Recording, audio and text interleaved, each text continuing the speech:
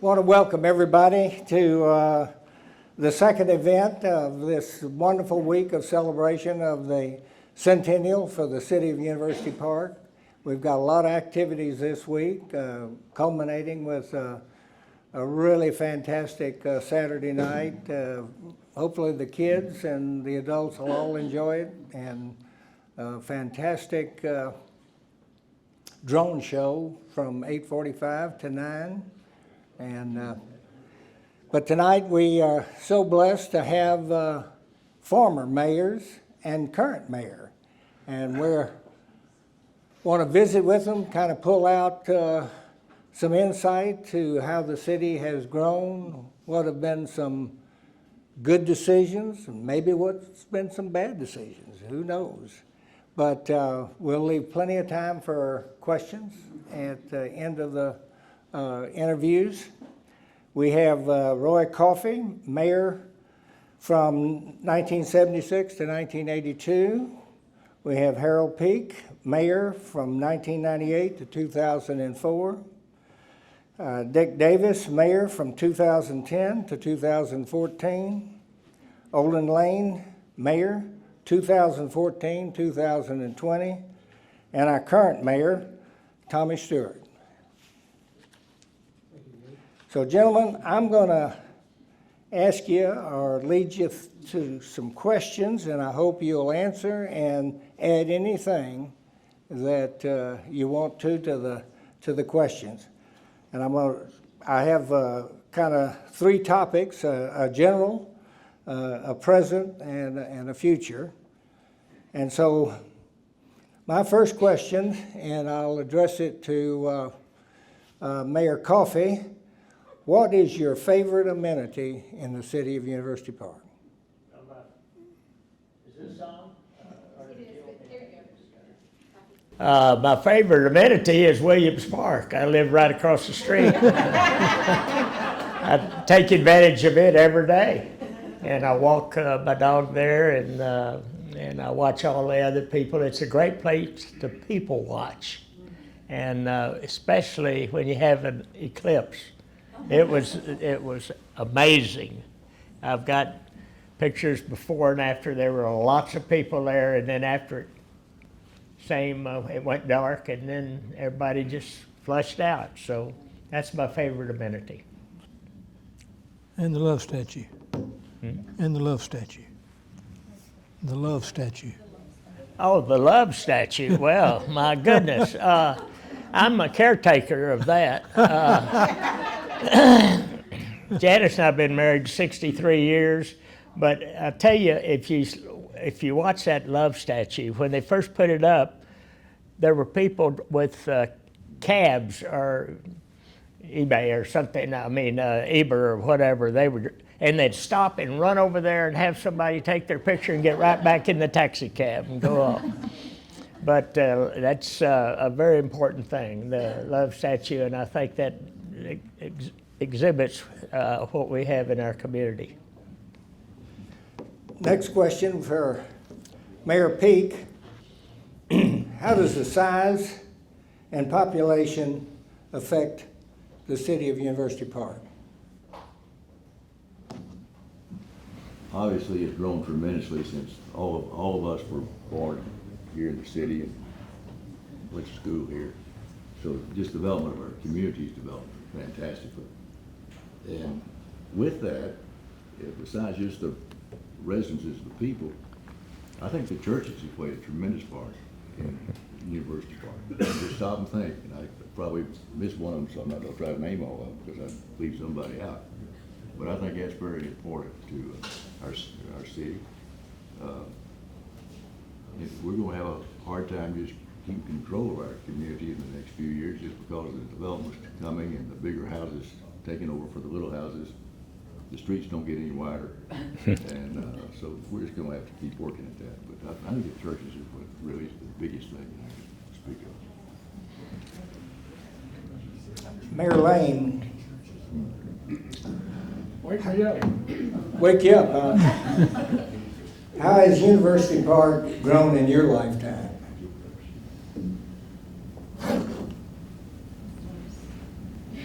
How has University Park grown in my lifetime? Is this on here?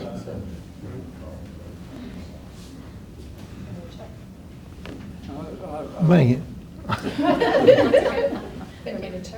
Is that any better? No.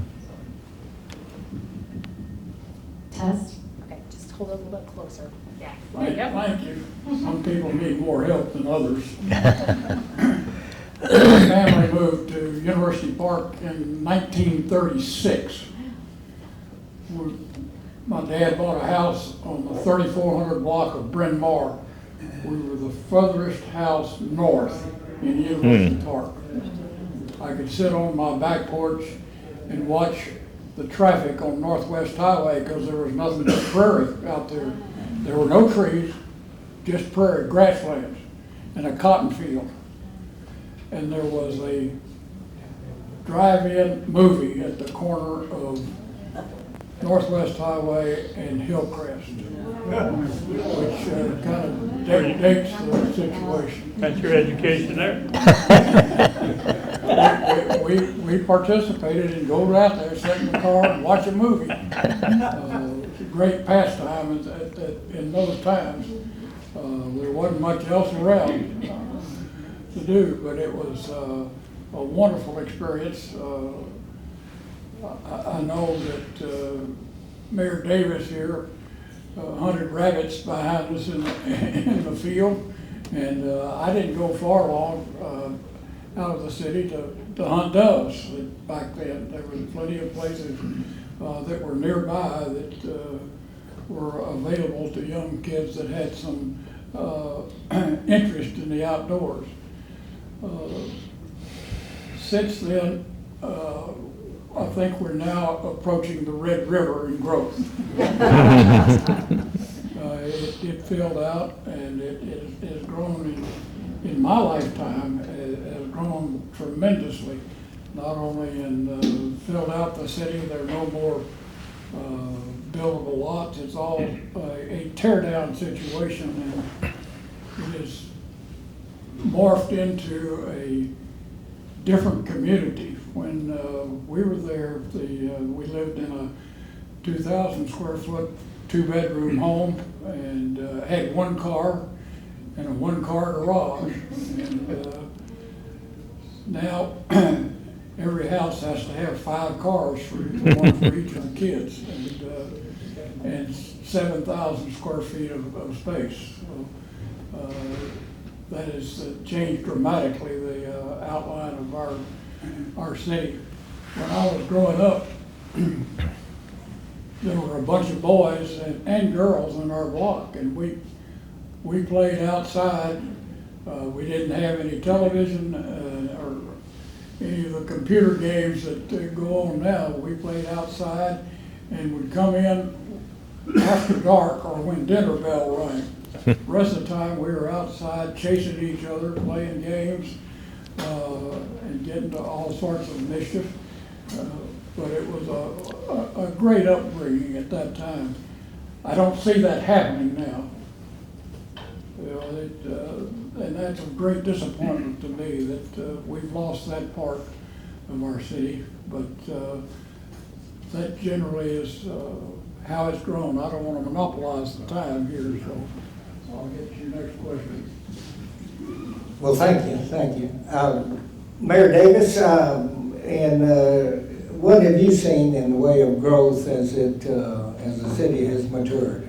Well, I've been in the city of University Park a very long time by the time Olin came along and pitched a tent up there on Bryn Mawr. I resided at 3412 Amherst, 1935 forward. My family was the first family to leave Collin County and cotton in the fields out there.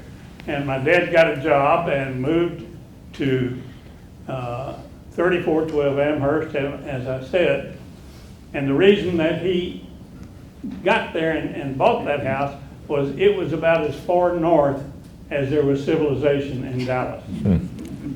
And I would tell you that I may be the luckiest guy in the world that he pitched his tent there. in this magnificent city in which we live and in which we enjoy. I was stayed in that house with 2 brothers until I married and moved away. As Olin has said, the area to the north of Amherst was sparsely settled at that point in time. And between my house and maybe Olin's place or Southwestern, there really was not much development. And you could roam and ride your bike and shoot your BB gun and hunt rabbits. Never got one, but I always hunted them. And we had a great time. Wonderful people. Not a better place to raise a family. And many of those acquaintances, even those on Bryn Mawr, I still hold as very special and deep friends. Mayor Stewart, Yes, sir. how has the population affected University Park as current mayor and all of the challenges that you see as current mayor?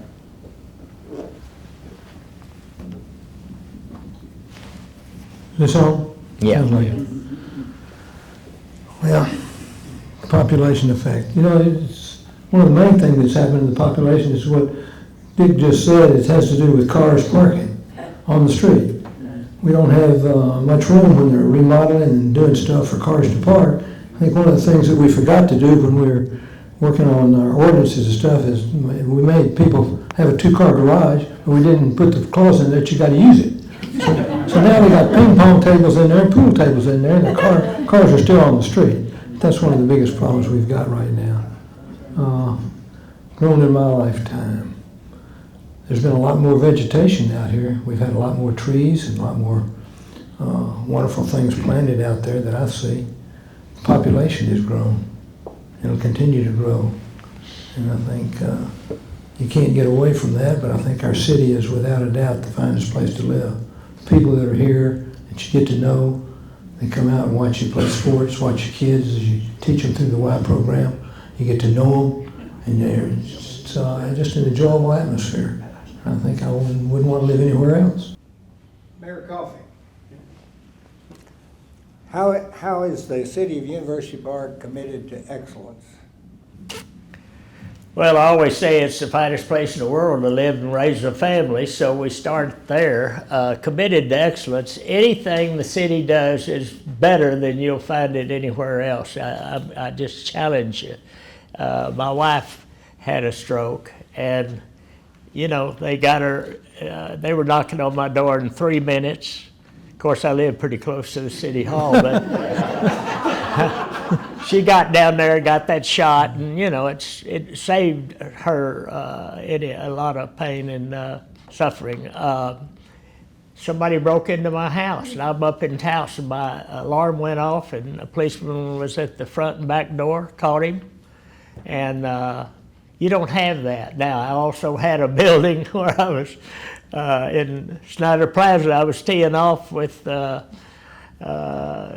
a Colorado golf tournament, and the lady ran out there and said, "You got to talk to your secretary." And I said, "Well, what's happening, Diane?" She's been with me 35 years.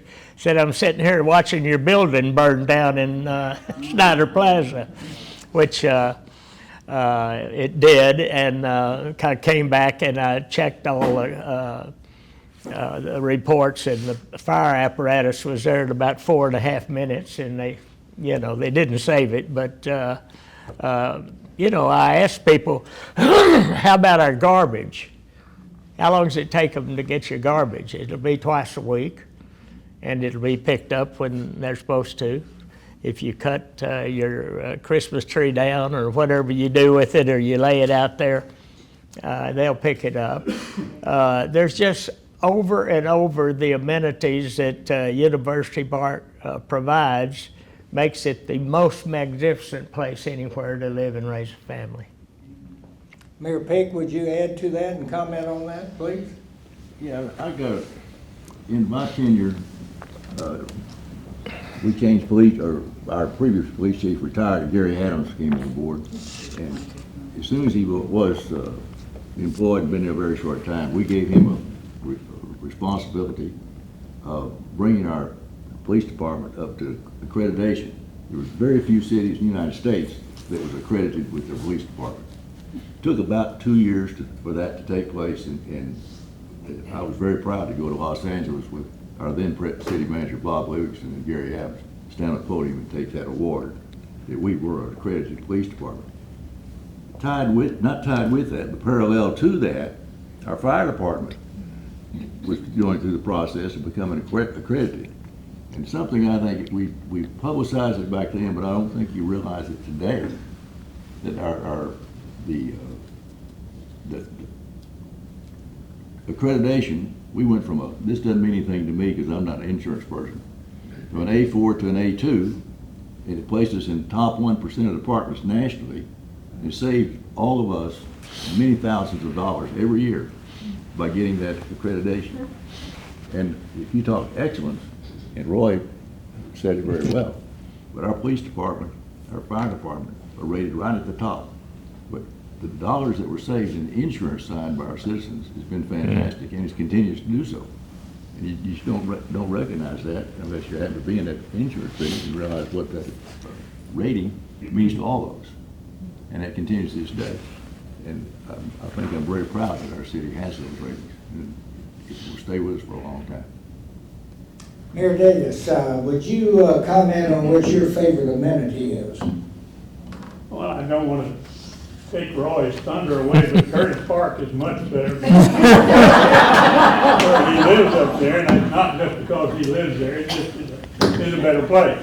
I lived a half a block from there, and all the summertime, you recall that we didn't have any air conditioning, and when we came home from work, or Dad came home from work, he went out on the front porch and sat there and wished for a breeze. And all that time in the summertime, there were two things that I had going, and that's not very much, but they were both in Curtis Park. One was the swimming pool, and you got to go down there to the swimming pool and stay as long as your parents would let you, and then a little longer before they began to fuss. And so that was there, but also there was great fishing in that park. And I fished on all the big lake and stream that goes through there, and caught fish every time that I was out there, and loved every minute, and it was a meeting place of all good friends. So that's two of the reasons it's better, but there are others that I won't go into. Mayor Stewart, would you add to that? What is your favorite amenity? Well, you have to stick with the parks. I mean, everybody loves the parks, and I do too. I guess, why do I like the parks? Do you have a favorite merry-go-round? No, it was up at Toy World when I got flipped off of that one. I do have some favorite memories with my wife Barbie at the parks. It's hard to beat our parks. I think we've got outstanding parks. We got outstanding employees that take care of them. We got outstanding Sean Johnson runs the parks. And I think that's what everybody wants to do when they're here, is go see our park.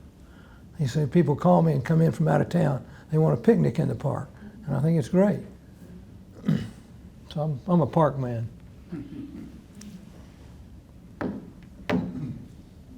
Mayor Coffey, in your view, what is the most consequential decision the city leaders in the past have made?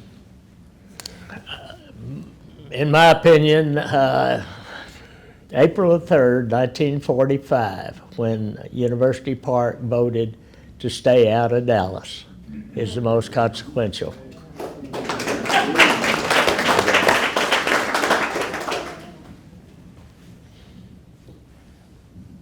Mayor Peake, can you comment on that? You can't top what he just said, because that's extremely important. I think the second thing, it followed right behind that, Roy, and I can't remember the date, but I think it's 46. Grapevine Lake was rebuilt by the federal government. And we have senior water rights in Grapevine Lake in conjunction with the town of Highland Park. So a lot of people think we get our water from Dallas.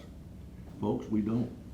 we get our water from, I can never remember, Raleigh's gonna have to tell you the name of that district that we are hooked up with, is Dallas County. So it's Park City's Municipal Utility District, is that what Yeah, we're talking yeah. about? Yeah. With the town, we own senior water rights in Grapevine Lake. Mm-hmm. And I think that ties in right behind what Roy commented on. Yeah. That's an interesting, let me tell you, that's an interesting thing that they did, or our leaders did. Dallas was furious when we turned it down, and they just encircled us within 2 or 3 days. I always say that probably the second most important date was it's April 3rd when you had the election, maybe April the 6th, they surrounded us. When they did that, we became an island city, okay? And we don't worry about Frisco and all these others. We just worry about the elements that city's supposed to be working with, sewer, water, police, fire. Now, what happened was E.B. Germany and my dad had gone to Tom Connolly. Tom Connolly, he was a senator, and they had notified him that they were going to get the first water rights out of the lake that they built. That was a federal attempt to maybe lakes up and down the Trinity to have navigation of the Trinity.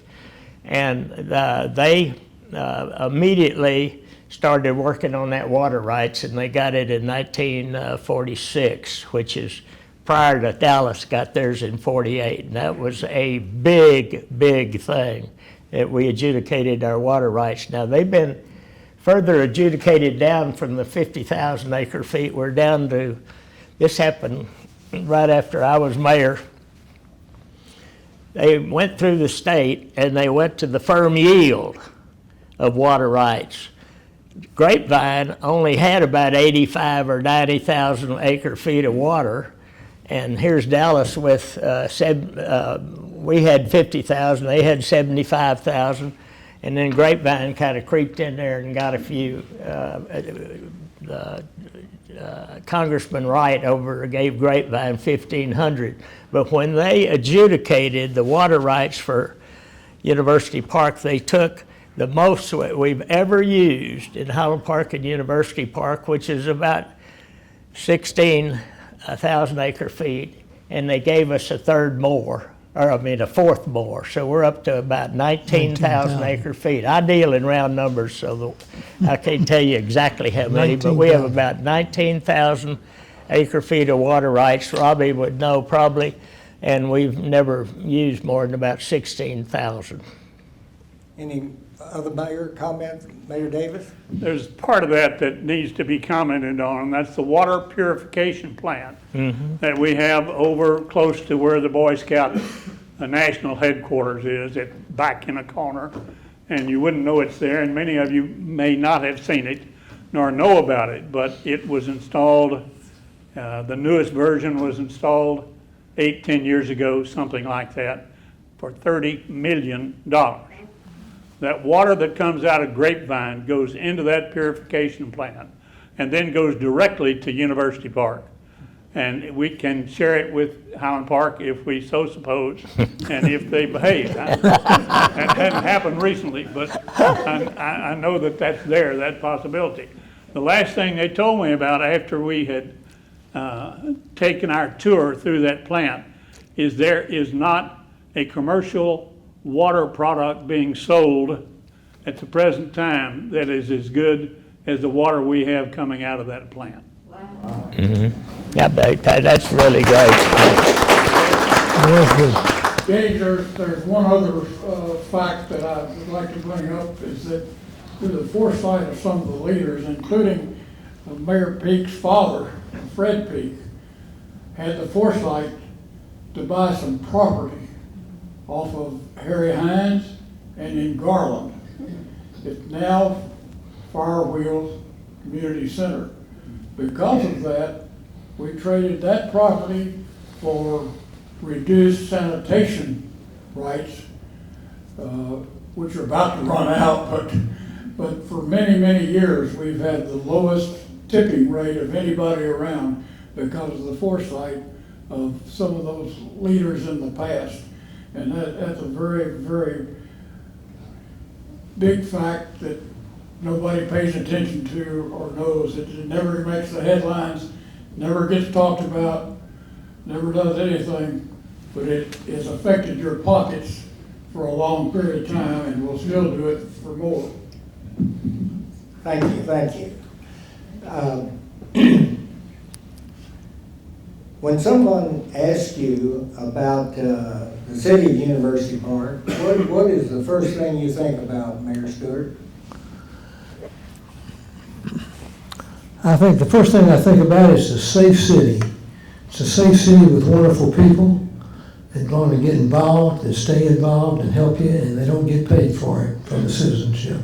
That's what I think about it when they talk to me. It's a volunteer-based population here. We all volunteer our time, and I think it's wonderful. But I think it's a safe, wonderful city. Mayor Davis, do you have any comments on that? Well, I don't think you can comment any more strongly about the quality of the people that live here. The people are exceptionally well educated. They're very much interested in their homes. They're interested in safety. They're interested in police. They're interested in fire. They're interested in city services. And as a group, they work with the city. Hundreds of people work with the city in committees to keep this going and keep it going well. I dare not leave out the school system. But those amenities are so dramatic and so good, and I think so well respected. We sent out a survey 8-10 years ago on what is your opinion, on a percentage basis of the services provided by the city, and it listed all the services. We did not have one service that was below 92%. That's an amazing number. And the people that are here want a great place to live. And very frankly, so do the people at this table up here. And nothing is going to prevent in our hands or yours the maintenance of this great city that we have. Because the people, that's what the people want. That's what you want. You want excellence. And that's being provided as best we can possibly do. Mm-hmm. Thank you, Mayor Davis. A question we'd ask, what city services might we have to add in the future?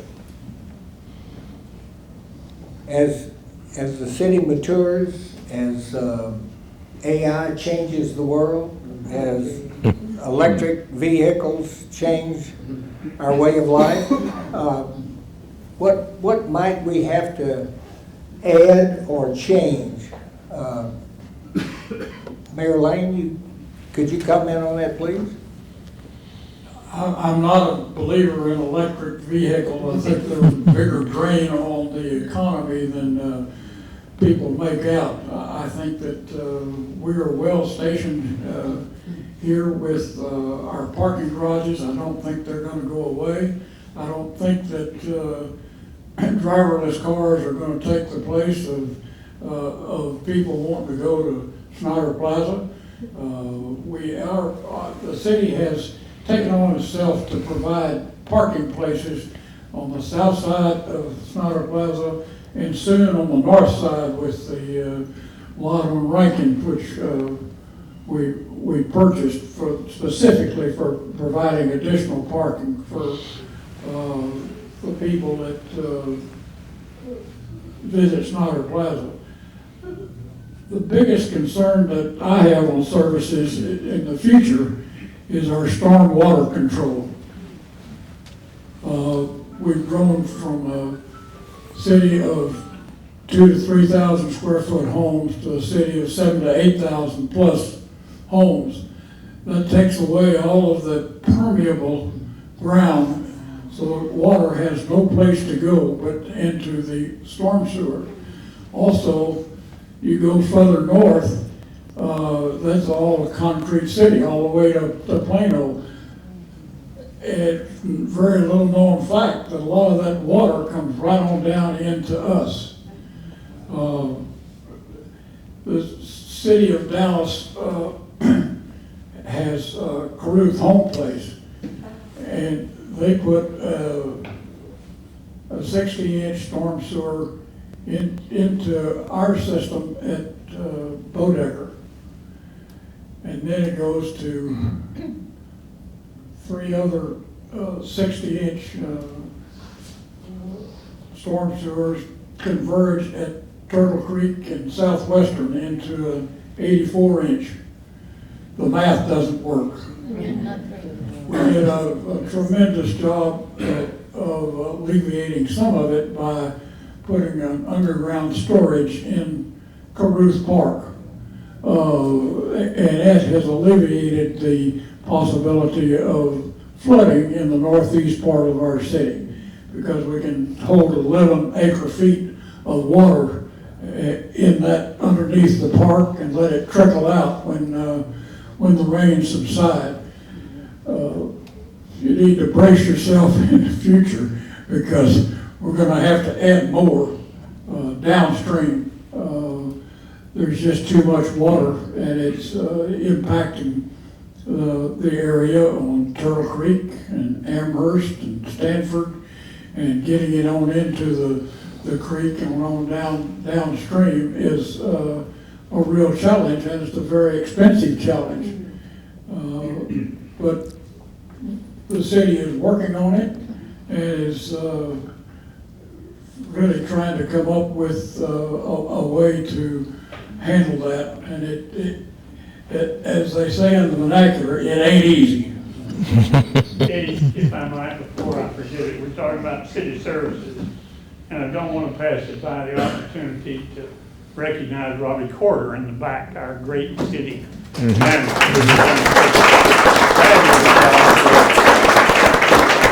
He is like a federal judge. He has permanent employment.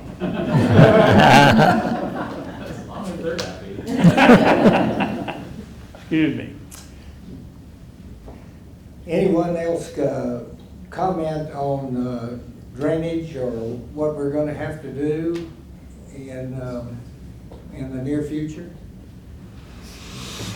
I'll just say a few words about it, because we're into the middle of it now, and it's a $70 million challenge for us that we're working Repeat the on. number. $70 million. $70 million challenge that we're working on. That's what I thought. And like Olin said, we're working in the area of Turtle Creek, Amherst, Stanford area, which does get flooded, and on a heavy rain, it can get up 3 or 4 feet in that, going up the street. Some cars have washed away from it, so we're working on it, and we'll get our next analyzation from the engineers probably in about 2 months, and we'll work from there. Are we likely to put any underground retainage like we did at Caruth Park anywhere? Would you like to see a University Park? That's where we're working to try and make a deal, to put some there in the field at University Park. That'll be our next phase. University Park Elementary? Elementary, right. All right.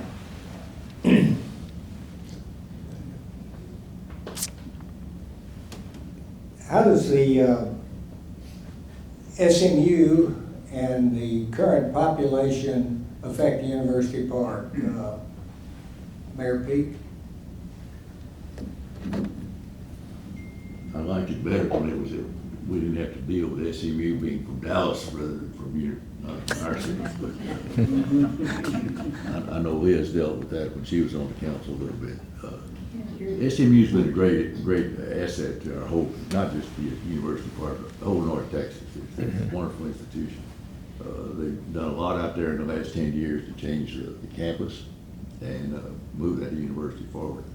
And their attitude to work with the city has improved tremendously. And I can tell you, before the current president, let's just say we got along.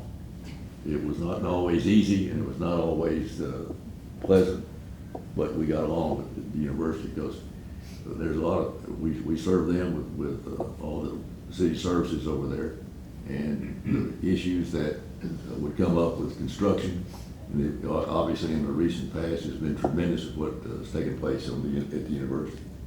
And it's a much improved atmosphere, but there's still a lot to do to keep that relationship moving forward. Mayor Coffey, would you add anything to those comments? Well, SMU is why we're named University Park. So what most people don't understand is about 35% of our area is tax exempt. Now, just think about that for a minute. Out of 2,400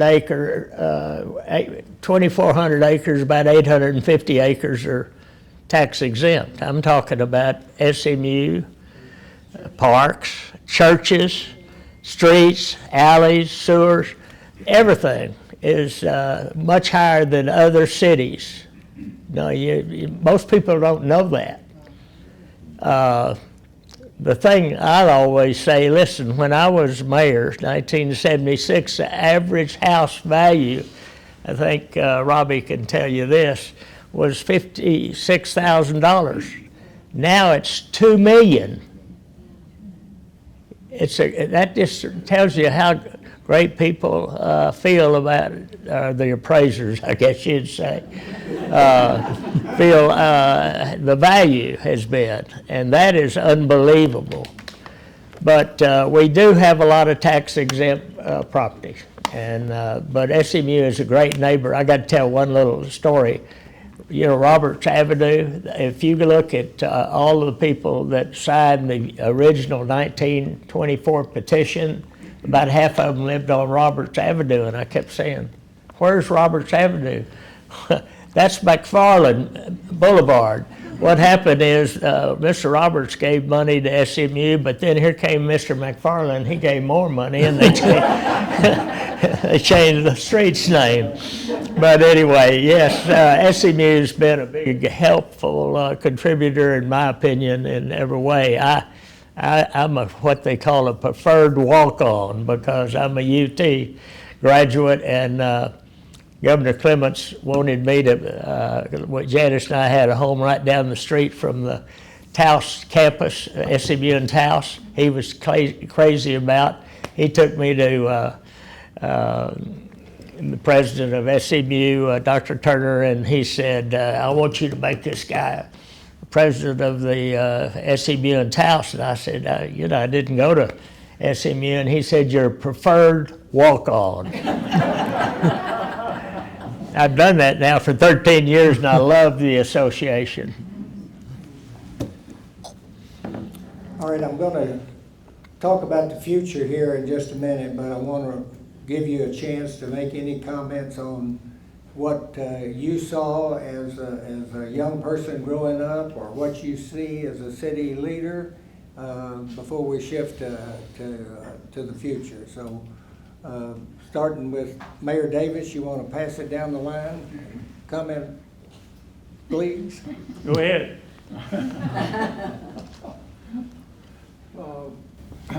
I wasn't paying attention, Gage. What's the question? I'm really doing a good job.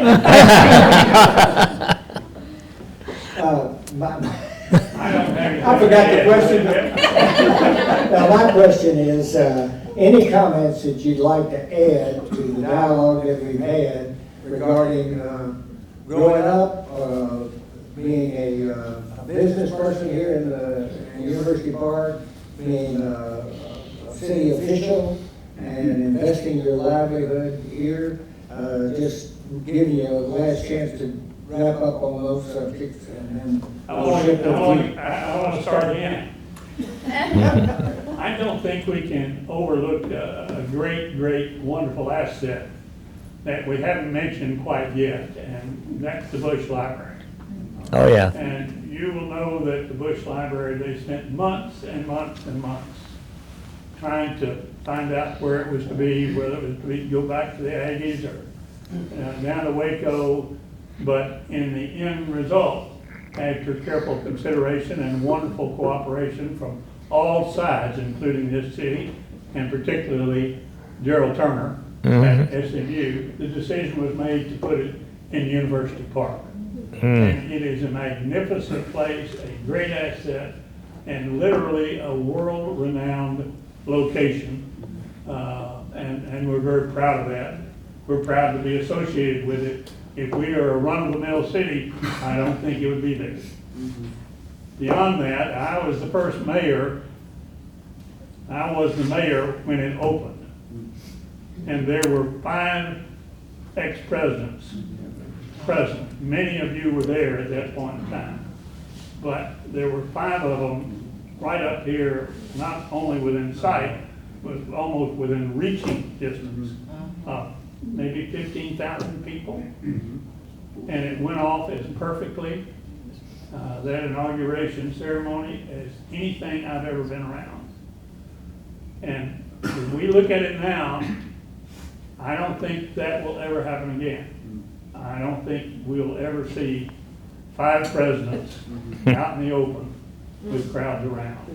It is most unfortunate, but I think that is what we're faced with. Excuse me. That's all right, you're excused.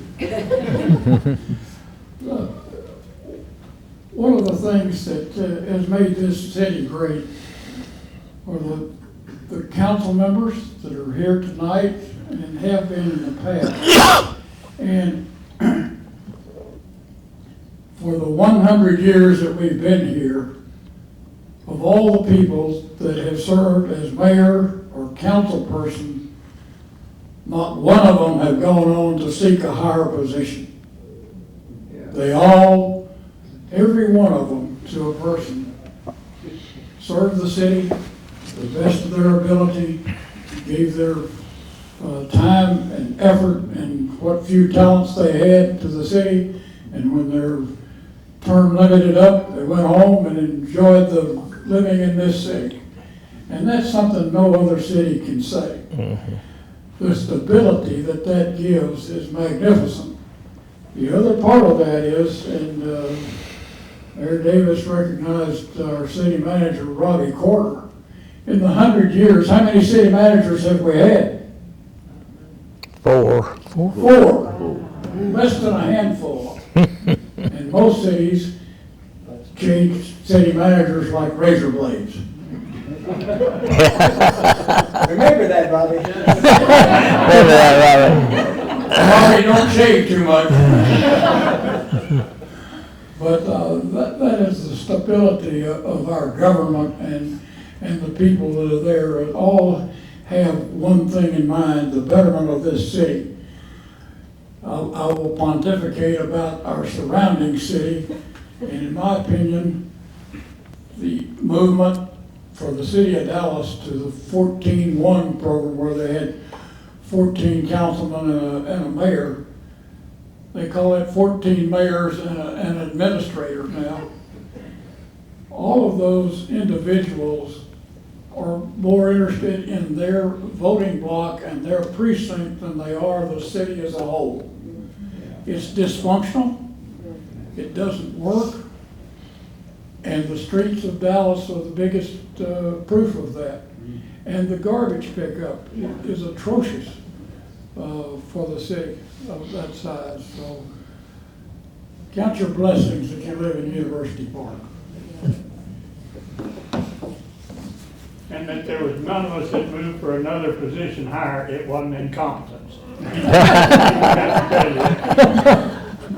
You haven't gotten to me yet. I gotta take a few minutes, I guess, to expand on what he said and the high standard that we have of our employees. I mean, it's fantastic. I'm out there every day, whether it's people in landscaping, whether it's people in garbage pickup. They're all working for this city, and they all love this city. And you can tell it when it comes time annually to recognize how many people have been here and how long they've been here. 15 years, 20 years, 30 years for retirement. And that's what makes this city, I think, is the employees, people that work under Robbie in our office. It's just fantastic. And I enjoy coming to work every day. They don't want me there probably, but I enjoy being there. It's the employees that we have that make this city so great. Thank you. I think we really covered it pretty well. But one thing, I think most of us sitting up here has been involved a little bit through the years. We need to keep our eye out for people that are interested in our city and it will give us their time and their talent to serve the city. Sometimes people don't speak up. And we may not know you real well, but we can get to know you. And we're always looking for good folks to serve on committees. And that's how you get involved in this committee, in the city government. And that's how every one of us had some committee service before we ever got sitting on city council or in the mayor's position. And I know I try to just keep my eye open. Somebody that just shows an interest, asks questions, and goes, maybe shows up at council meetings occasionally. That's what we need. And we need to keep our eye out for good, solid citizens. We got many of them. They're out there. There's no doubt about that. I had the distinct pleasure of grading 19 eighth grade essays written about the future of University Park. And I stayed up about 4 nights working on those essays. There was one that it just blew me away. He said, though, you don't have to worry about University Park because there won't be a University Park. I believe in AI, and he went into all the stuff, we'd be up on the moon, and, you know, all of the pollution's going to kill everybody. And it got me to thinking a little bit. Here's something that I know a little bit about, and I think most of these people up here and you all will know. The schools have already been really involved with state government. In other words, when you went to Robin Hood, it was real different than what we have now. That was what, 92, I think? Okay, the schools have already been almost co-opted by the state government. They're encroaching now on city government a great deal. And Tommy will know a little bit about what they're doing. They're trying their best to basically determine various things in state government. You know, Denton is at the forefront of it. They tried to, I think, prevent anybody drilling Barnett wells in the city limits of Denton, and the state came in, and you know, Bob, more than I do about this, but there's a lot of people down in Austin that think, and I'll tell you just a little story. The superintendent, when I was down there with Governor Briscoe, there was a bill to consolidate all the schools in Dallas County. And I was, you know, chief staff for him and handling the legislature, and that thing was in about 60 bills that I hadn't read, and I read it, I couldn't believe it. I took it to Governor Briscoe, and he said, don't worry about that. I'll veto that. But anyway, I got the superintendent down there, and the 2 guys that wrote it said, you all are the biggest pain in the butt, excuse me, in the whole state of Texas. And so there is a group, and I was on the Interscholastic League Foundation board for 20 years, and every school wants what Highland Park has. They can't get it. Every city wants what University Park has. And so you got to be continuously watching. The thing that they first did was, and it was basically during the time that I was mayor, and Wilson, Germany told me that they're going to take over the, where the county assesses all the properties in their park cities. You know, in the old days, the schools, the properties were all assessed over by Armstrong School, where we had our Park Cities assessor. And so we had real low taxes. But then now the county's involved. That's why you got these $2 billion appraisals. But anyway, what I'm saying is there's kind of a creeping down of government trying to encroach on great city like this. So it's just going to take in the future everybody being cognizant of what's happening. We have the best place anywhere to live and raise a family, and they're going to do everything they can to equalize whatever we have with a whole lot of other communities. I'm sorry to say that, but that's my opinion. We're going to have to watch it. Well, thank you for that observation and input, and I want to kind of shift to what University Park might look like in the future. Maybe start with Mayor Davis and go down the line again. And what do you think the city of University Park is going to look like in 25 years? I hope it looks a lot like it is now. Yeah, I do too. Consistent with what's been said from this table from virtually everybody, is we have a great place, and it's going to be our responsibility to maintain and look carefully after what we have, and keep those city services and keep the magic place that we got. I can't foresee changes other than the challenges that Roy has just mentioned, as well as others, that could modify our city. Somebody wants to re-annex it, or someone to do all sorts of things to capture our facilities or some aspect of it, or our tax money. Now, I think that it will continue to be as fine a place as we could live in the future. Certainly, we all must be aware of the changes that will be taking place by way of science, by way of the computer availability and what that can furnish. Automobiles will not be the same, but we will have to grow and be fully aware of what is going forward so that we can meet it as it comes up. There will be changes, certainly, but we must work very hard to keep what we've got. The city is fully grown out, with the exception of may try to add some property around Boone Elementary School.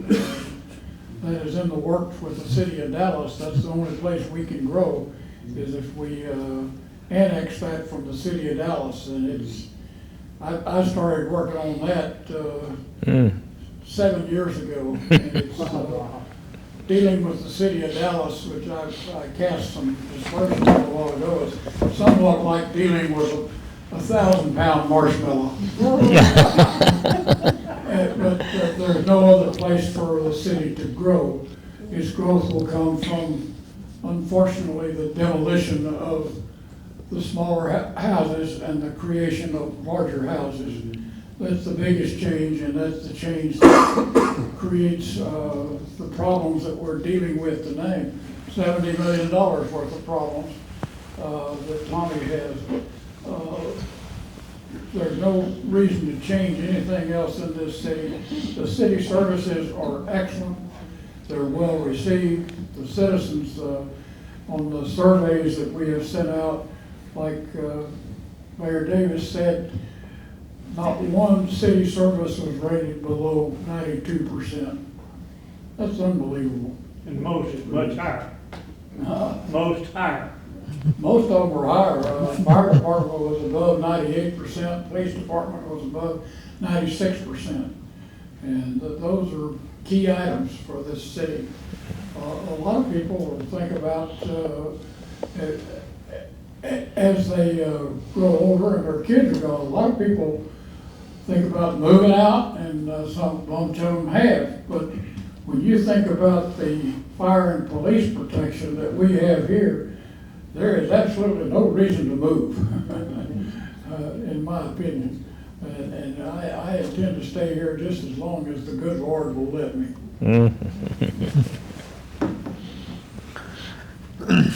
Well, I really think you got to listen to the public and you all, the citizens. And we've got to continue to have you all get involved with us. We need you on committees, and I hope all of y'all will continue to look to the city to help us. I think we need to do that in a way, if you don't look to the future and you don't want to grow, I think you'll become stagnant and die. And I think that's not what we want in this city. But I also think we've got to do it within reason and within a budget. And we need your all's help, so I hope you'll pass the word around that a lot of citizens will continue to get involved in our committees, and let's see this city stay like it is. Thank you.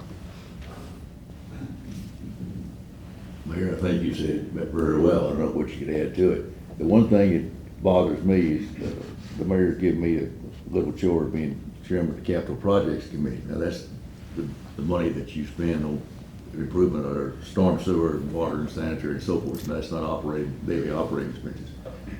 I hope the $70 million that Tom mentioned earlier will take care of it. Because when you keep tearing down these small houses, building larger houses, you don't have any place where there's not enough ground to absorb that water. And it's gonna be expensive. We're gonna take care of it. We're gonna get there. It's just gonna be a big chore.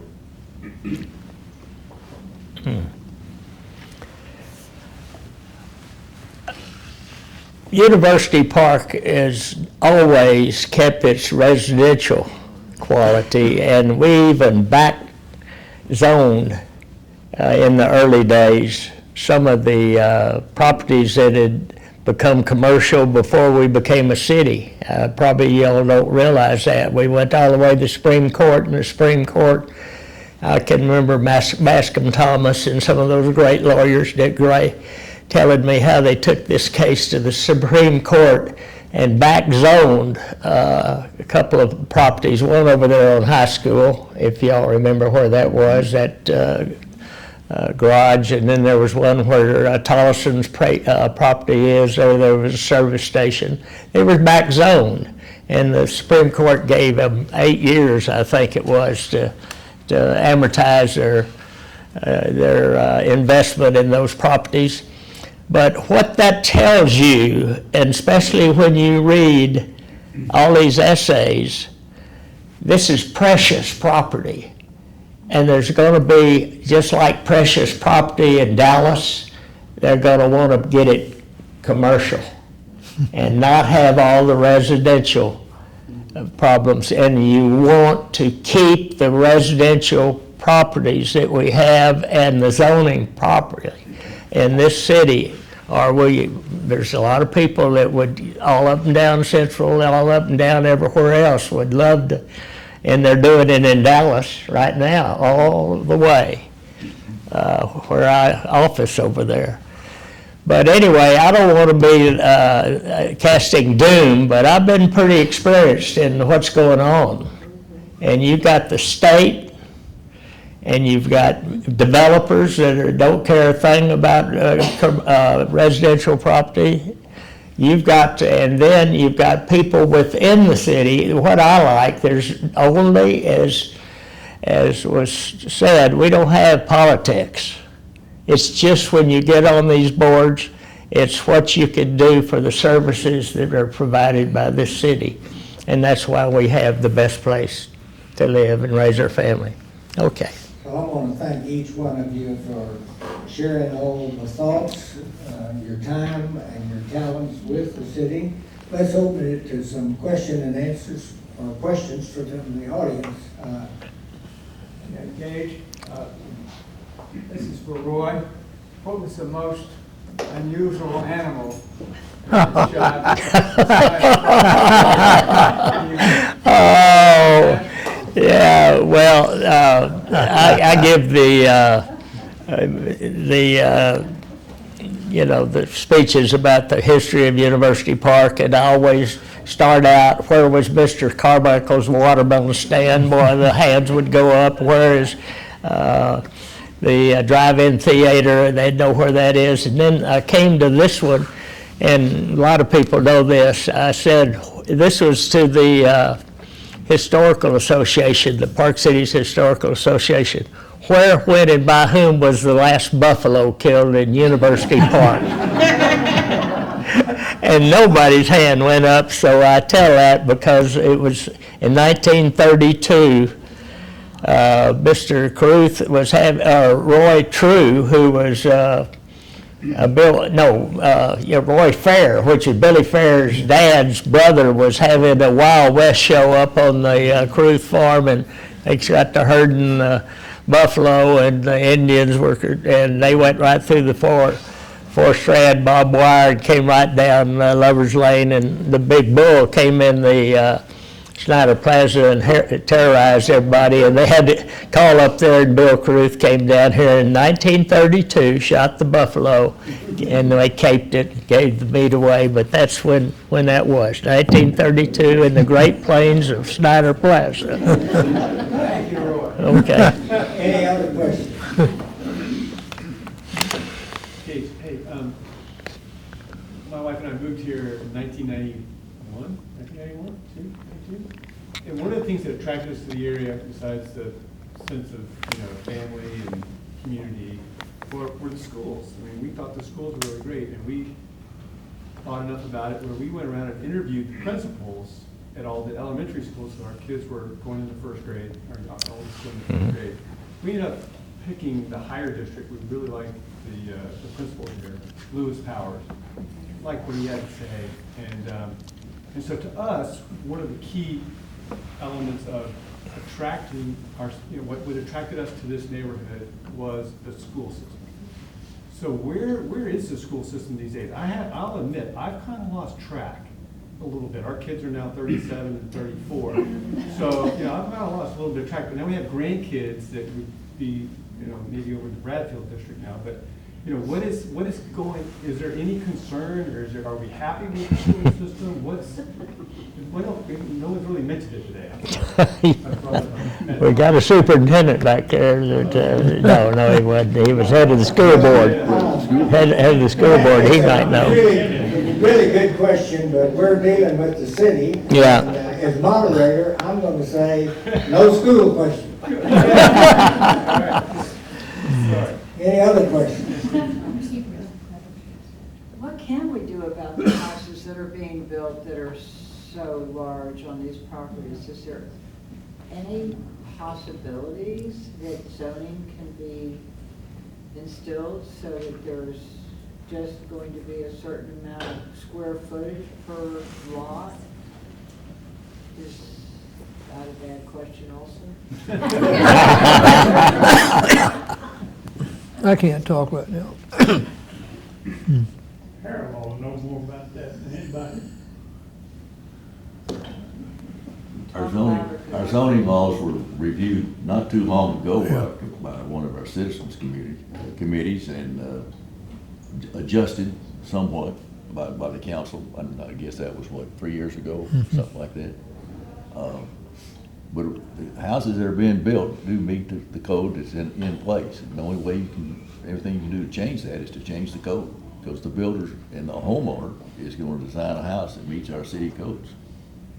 So it would take an act of the city council go through the process to change and modify it. Any other questions? Well, I'd like to thank our panel, so let's give them a big round of applause.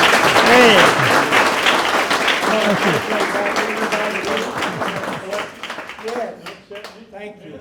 Thank you, Mayor. How much money you want? Yeah, thank you. Gage, Thank you. thank you.